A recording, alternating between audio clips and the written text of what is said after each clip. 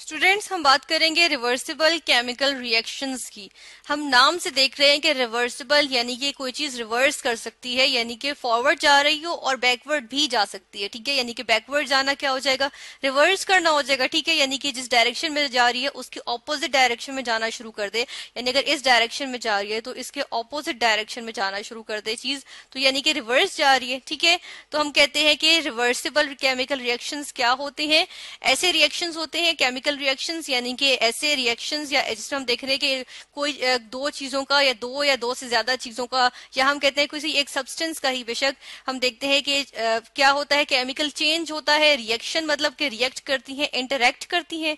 ठीक है, हम कहते हैं कि क्या होता है, इंटरैक्ट करती हैं। और केमिकल रिएक्शन मतलब केमिकल चेंज आता है। ठीक है, हम ये देख लेते हैं कि केमिकल चेंज आता है, उसके नतीजे में केमिकल चेंज के नतीजे में क्या होता है, हम देखते हैं कि कोई ऐसा सब्सटेंस बन जाता है जिसको हम प्रोडक्ट कहते हैं, और वो क्या होता है, वो डिफरेंट होता है जिनसे वो मिलके बना है। ठीक है, तो जिनसे वो मिलके बना होता है उसको हम क्या कह लेते हैं, उसको हम जो है वो रिएक्टेंट कह लेते हैं, और जो चीज बनती है हमारे पास उसको हम प्रोडक्ट कह लेते हैं। ठीक है, और रिवर्सिबल रिएक्शंस में हम देख रहे हैं कि जो रिएक्टेंट्स होते हैं, जिस तरह यहाँ पर भी अगर हम लिख दें कि इनको हम क्या कह रहे हैं, हम इनको रिएक्टेंट्स कह रहे हैं। ठीक है, ये हमारे पास क्या है, रिएक्टेंट्स, और जो चीज बन रही है उसको हम क्या कह रहे हैं, उसको हम कह रहे हैं प्रोडक्ट।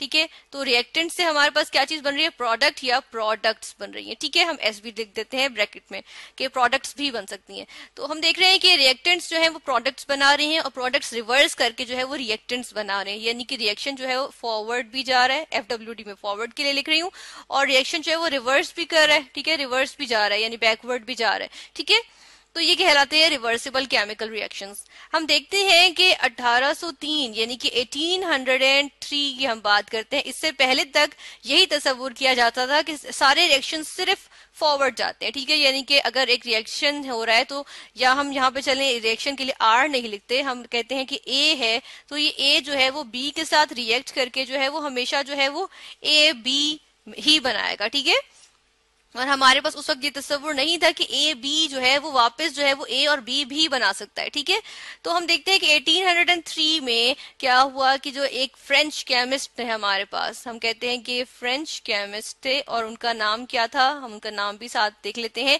फ्रेंच केमिस्ट जिनका नाम था लुई बर्थोलेट। ठीक है, लुई बर्थलेट, बर्थलेट की स्पेलिंग लिख लेती हूँ, BRTHOLE टी। ठीक है, लुई बर्थलेट हमारे पास एक जो है वो फ्रेंच केमिस्ट हैं। ठीक है, थे जो जिन्होंने क्या किया, उन्होंने जो है वो ऑब्जर्व किया।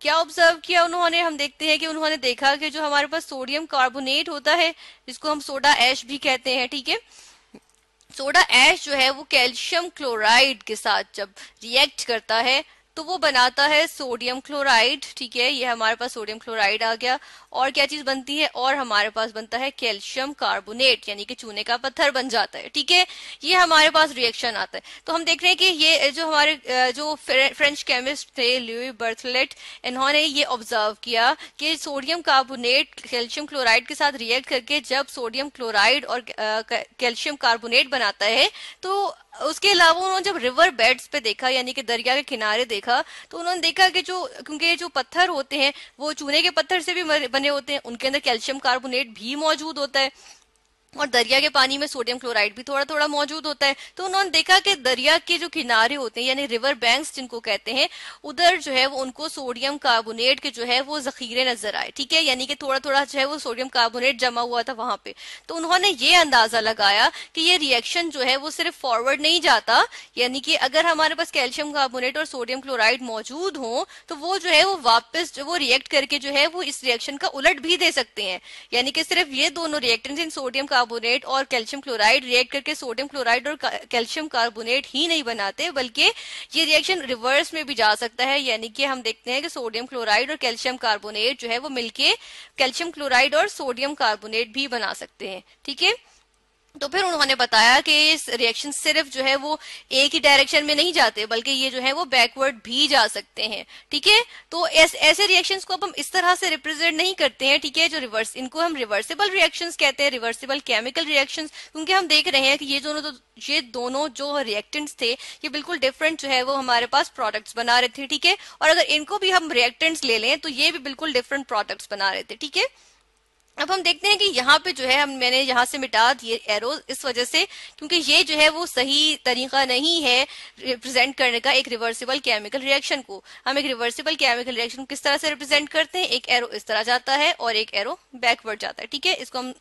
नीचे वाले को हम जो है सही तरह बना लेते हैं इस तरह, ठीक है।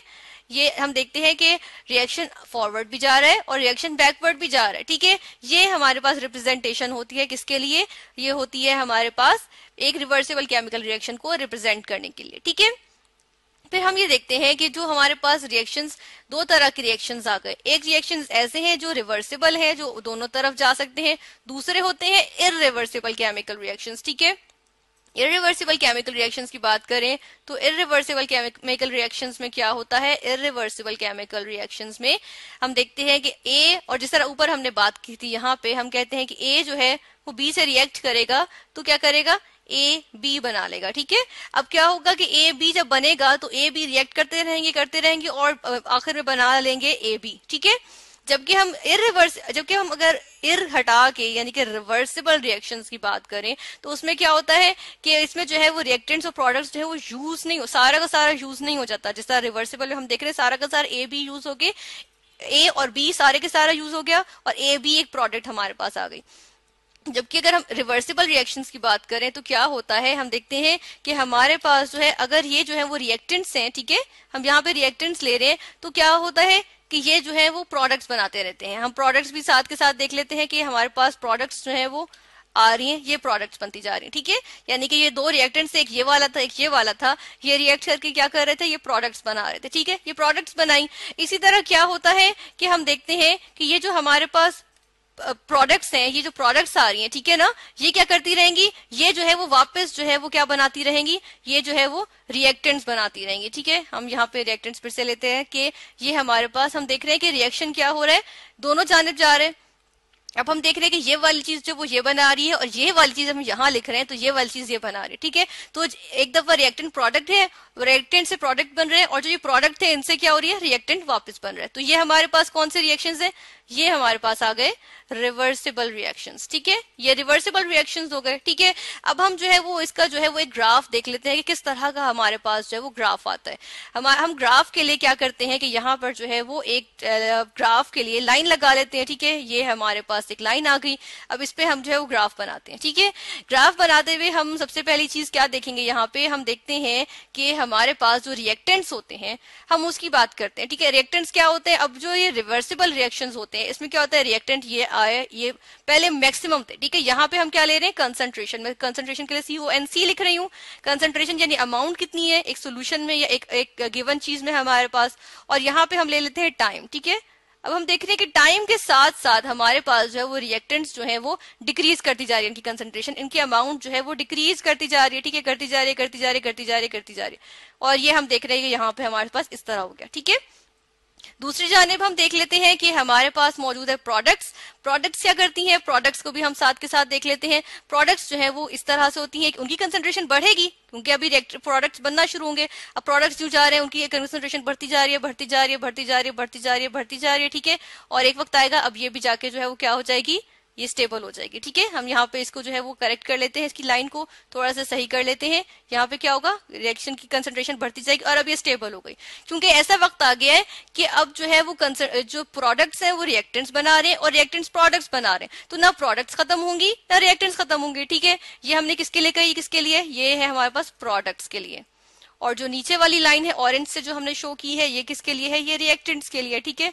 तो हम देख रहे हैं कि प्रोडक्ट्स रिएक्टेंट्स बनाते रहते हैं और रिएक्टेंट्स जो है वो प्रोडक्ट्स बनाते रहते हैं, और ये हमारे पास आ जाता है एक रिवर्सिबल केमिकल रिएक्शन जिसमें रिएक्शन जो है वो रिवर्स भी जा सकता है।